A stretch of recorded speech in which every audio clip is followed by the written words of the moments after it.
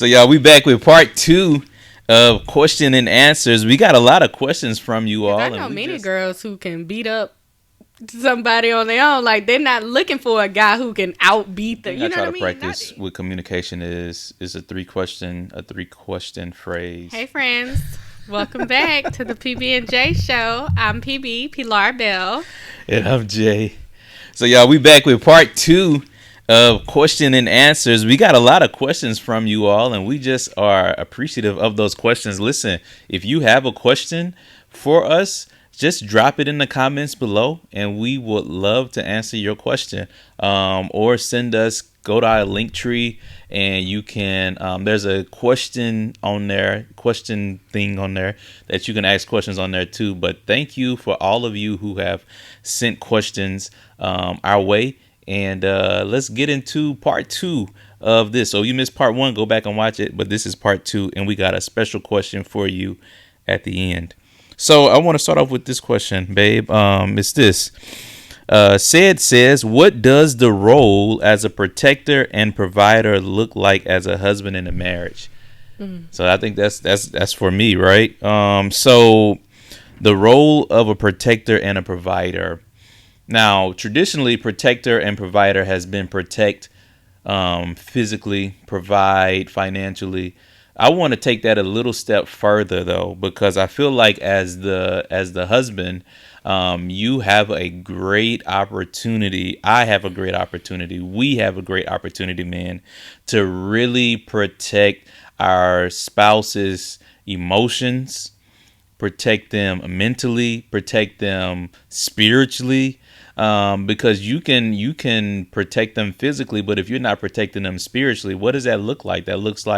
Um, that looks like praying with your spouse. That looks like spending time in the Word. You becoming a better man, because sometimes we have to protect our spouse from ourselves. And how do we do that? We do that through getting in the Word and allowing the Holy Spirit to refine our heart, to speak to our spirit and say, "Hey, listen, you need to go back and apologize," or "Hey, listen, you need to make amends here. You need to make things right." And so, protector and provider. So, protector, protect your wife's mental state. Now, listen, I'm not saying that you can control her thoughts, but you can provide safety there. And I think that's what I was about to say next, that we should be providing safety for our spouses. We should be providing a safe place for them to be their natural, soft, feminine self. And I think in our marriage, that's kind of one of the things that I've been having to work on personally. I have been at times not humble enough, and I have not allowed a safe space for you, babe. And I want to just apologize for that, for not always providing that safe space for you to be your these natural, people are just going to eat feminine, this up. soft self. These people are just hearting this moment They right here. should heart, like, share, subscribe, all of that. Do all of that. Well, Put thank hearts in you. the comments. But ultimately, that's my desire, is to provide that for you, provide that safety for you, so that you can be your soft self. Because I don't think you should be hard. Like, you're a flower. To me, you are a flower, and flowers have to be protected.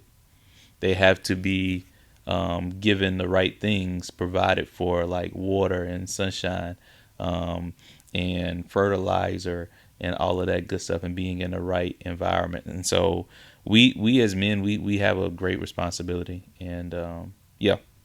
So that's to me, that's what the role of a protector and a provider looks like as a husband in a marriage. And you're not just protecting physically, you're not just providing financially, but you think about the whole woman, the whole holistic side of marriage. So I have that's how we do things. I have a follow up. Okay. Do you feel like you can be a provider and not be a financial leader? What do you mean by that? Like, make more money? Yeah.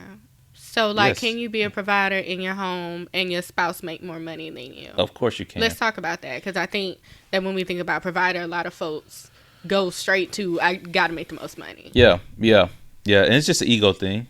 Our ego, our male ego. Don't shoot me for this, but our male ego is really fragile when it comes to that. A lot. That was a cough. It's the PB&J We done. show. We done. Cut. It's true though. It's true. But I think that's important Yeah. because when we think about being the protector and the provider, a lot of times that becomes this bravado moment and Yeah. not what it's meant to be. Yeah, so like yes, man, you can if your spouse makes more than you can still be the provider of your home by providing you just because your spouse makes more than you doesn't mean you don't go to work. Now, if that y'all's dynamic, but ultimately like you can still contribute to the household. Like what you contribute to the household is not it may be monetarily less, but you can contribute your all. You can contribute Atmosphere. atmosphere. Because to me, if you got the good atmosphere, I don't care that you make less money than me because you providing something that can't be provided anywhere else. Right. So like you're providing something that the money cannot provide. Money will not make quality. Right. So you can have a lot of money, and we talked about this in our money series. Like you can have a lot of money, but like money doesn't necessarily equate to favor, because there's some things money can't buy, but favor can get you in the door. And how do you create that favorable outcome in your household? That's what matters. You provide the right atmosphere. You allow the safe space to be there. You allow your spouse to be themselves. You allow your kids to be themselves. You are, as my pastor says, the chief encouraging officer of the household. Like you should be encouraging your spouse. You should be encouraging your children. You should be encouraging yourself and not allowing your value to be placed in money. Let me place my value in providing a great atmosphere for my wife to thrive in. So yes. And I just want to speak from the woman who is being provided for and protected. Because I know many girls who can beat up somebody on their own. Like they're not looking for a guy who can outbeat them. You know what I mean? Not that anybody should be beating up anybody, but Hey. I can say that I know, like, you know, I know this girl who is like a firearms specialist. Like she probably isn't looking for a man who can out firearm her. You know what I'm saying? So even when I think about protection and providing, how you protect can be so many different ways, like you mentioned. And I just think we have to start rerouting, like you said, that from being limited to like physical things. Because I can honestly say when I was looking for, well, I never really was looking for a husband, but when when we decided we were going to be each other's spouses, I mean, I say that because I wasn't looking for a spouse, and then my spouse arrived, and I knew he was my spouse. I think that's a whole thing in itself. Like, I think you know when you know that this is your spouse. And for me, like, I wasn't looking, and then you arrived, and I was like, this is it. We done, right? But when I was deciding that you would be my spouse, I don't know how better to put that. just let it flow. Just let it flow. I was not checking a box. So if you could Social work, you right? Defend me. Okay. Like, I knew I wanted a defender, but that wasn't a box I was looking for. The box I was looking for was atmosphere. The box I was looking for was, will he show up for me when I need him to? Now, I think that's probably error thinking. I think women should be a lot more cognizant of if, you know, he can protect me, if he can provide for me. But I think what we also have to remember is that quality. How do I get the quality out of the thing? You know, you can grow grapes. Not all grapes produce great wine. You know what I mean? So, like, how do I get the good juice? And shout out to Ruth and Boaz. Ruth and Boaz. It truly was where my mind went. It's on Netflix. Devon Franklin. Great movie. Yeah. How do I get beyond that? Because being a protector and a provider is not going to be the thing that makes me want to stay your wife. Yeah. A lot of people can protect and provide. We need to go much better than that. Yeah, it needs to be a little bit deeper because I feel like protector and provider, like the way it has been kind of like labeled, is like surface. Like I hear that as long as he can protect and provide for me, but like y'all get home and that you got protect and provide, but you had no peace. Yeah. Y'all get home is protect and provide. He making the money. He protecting me from other people, but like he not protecting me from himself. He not protecting me from his ego. He not protecting me from his temper. He not protecting me from his man,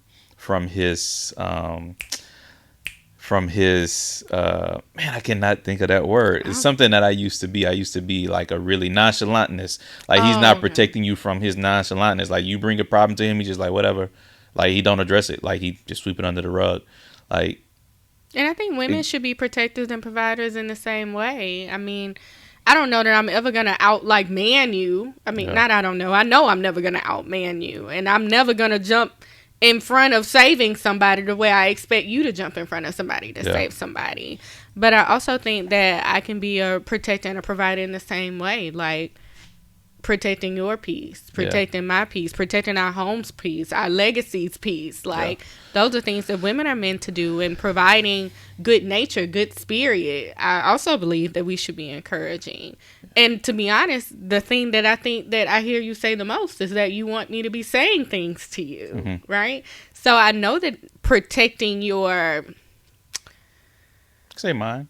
mind is a requirement of being in this marriage. Yeah. So knowing what you should be protecting and providing in your marriage probably will help quite a bit. And not just knowing and then doing. It's the doing. Yeah, and that's key. Like, we here protect and provide from the man, and we're talking about going deeper, but there should be a protect and provide as well from the wife as well. Like, men deal with a lot of pressure, deal with a lot of things. Not saying women don't deal with pressure and deal with a lot of things. You all do, but men deal with I'm just speaking from a man point, a man vantage point, viewpoint. Like we deal with a lot of things. We deal with a lot of pressure. We deal with a lot of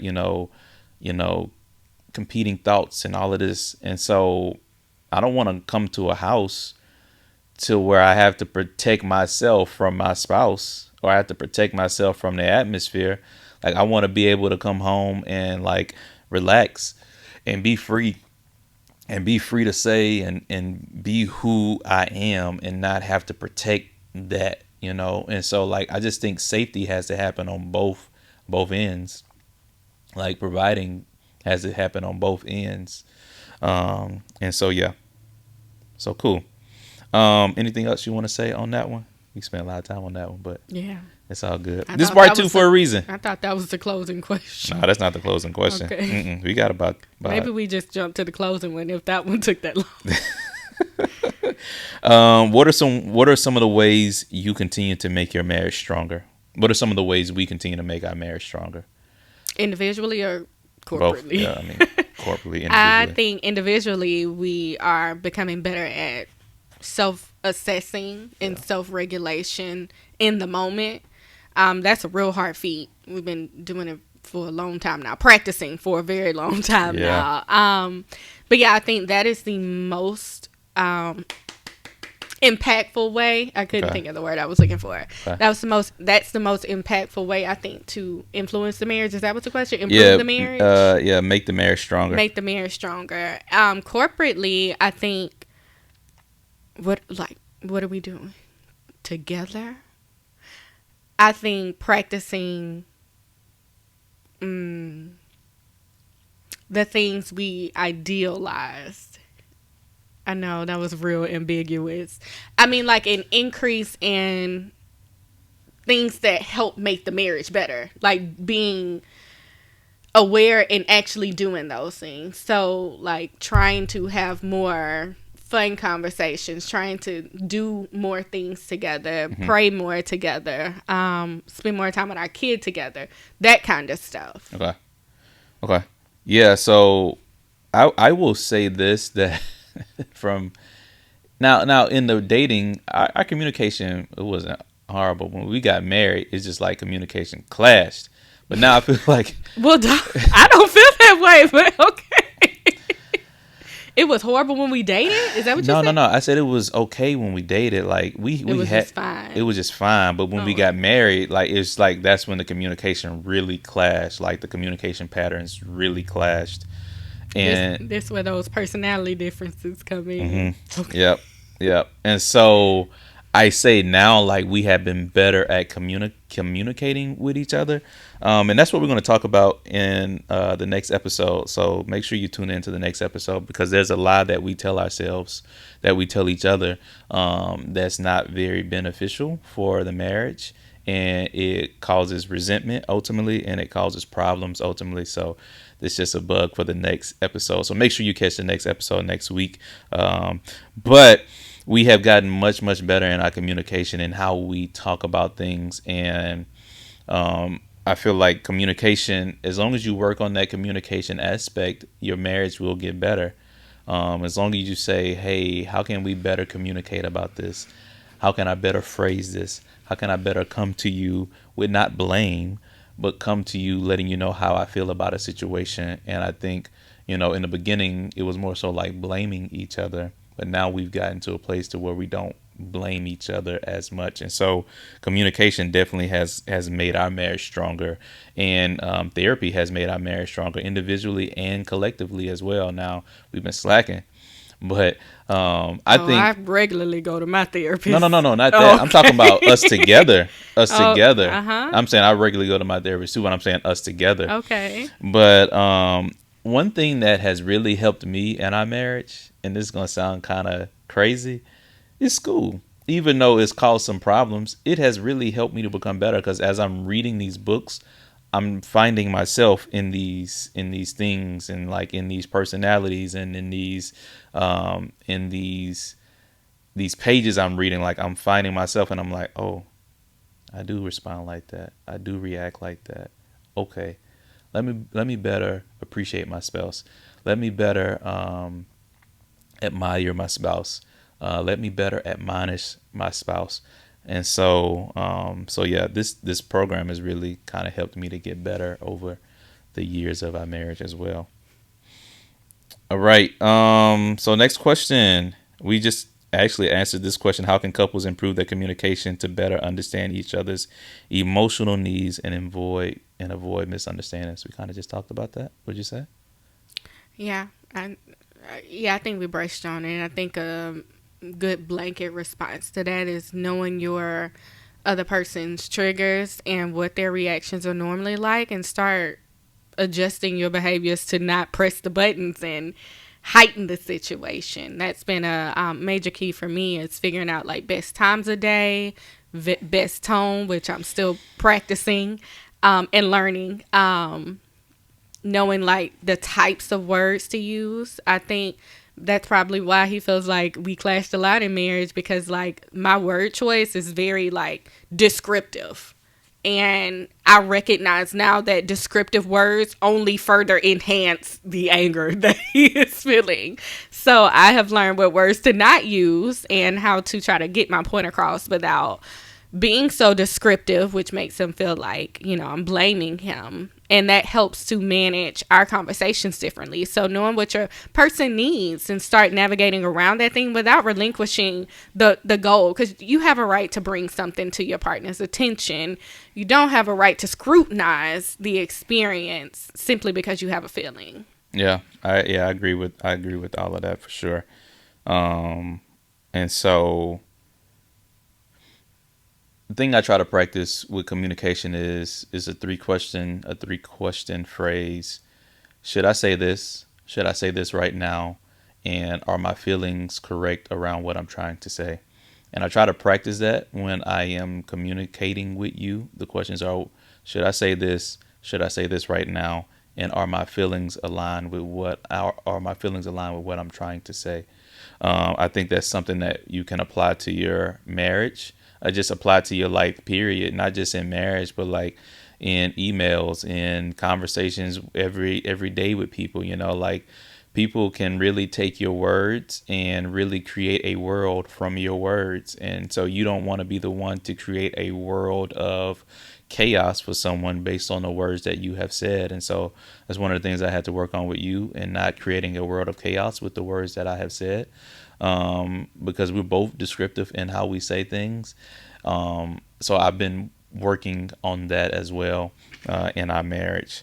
So next to the last question is almost like a super combo question. It says this. Thank you, Jazz. It says, it feels like we're dating all over again and even newlyweds in God.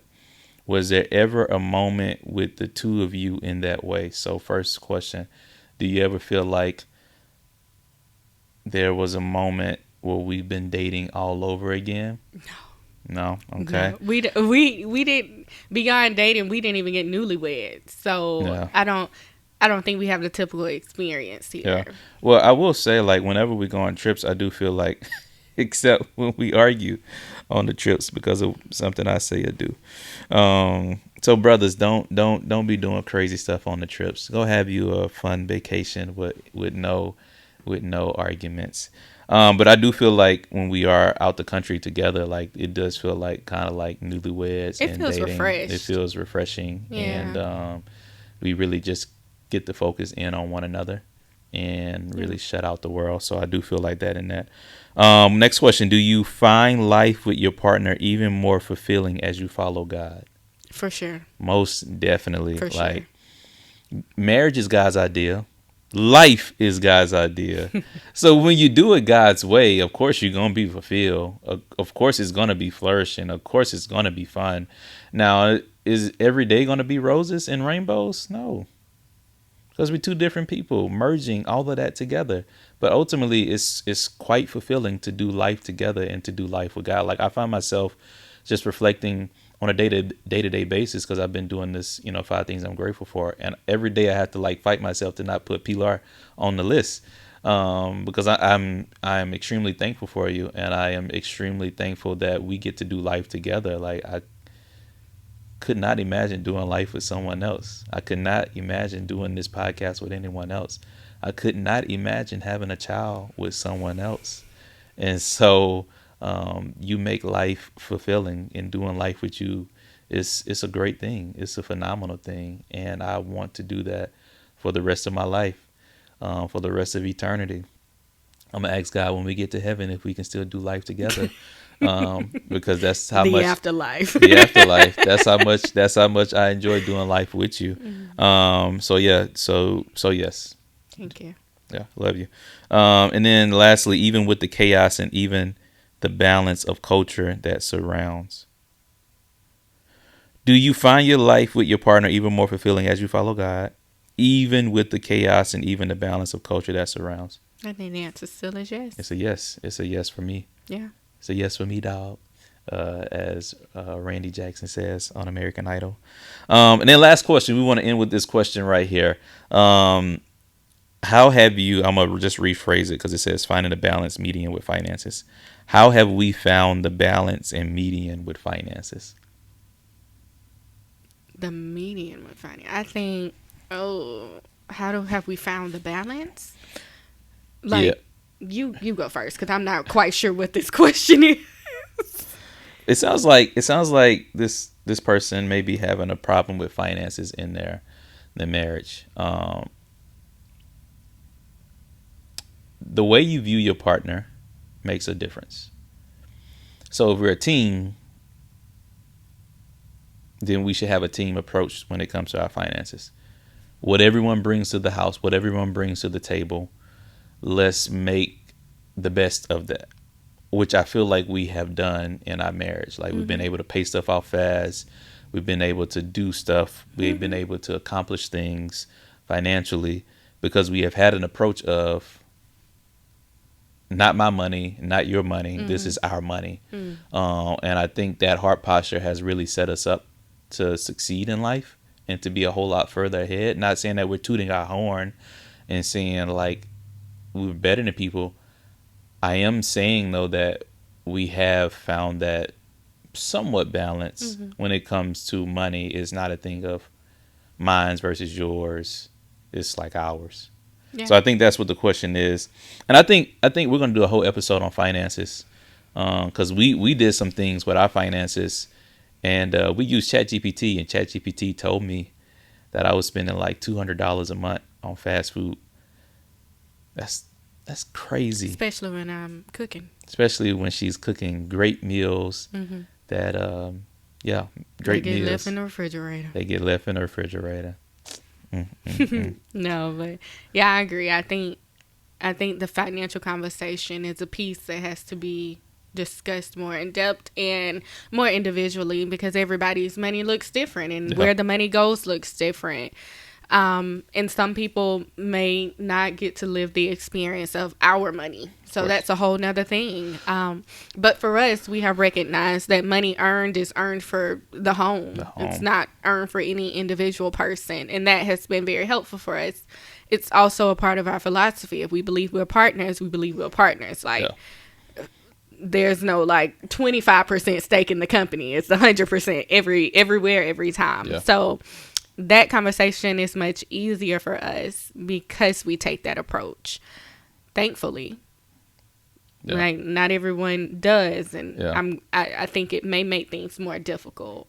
Which it does. You know, finances is one of the reasons why people get divorced, and so they can't align on finances.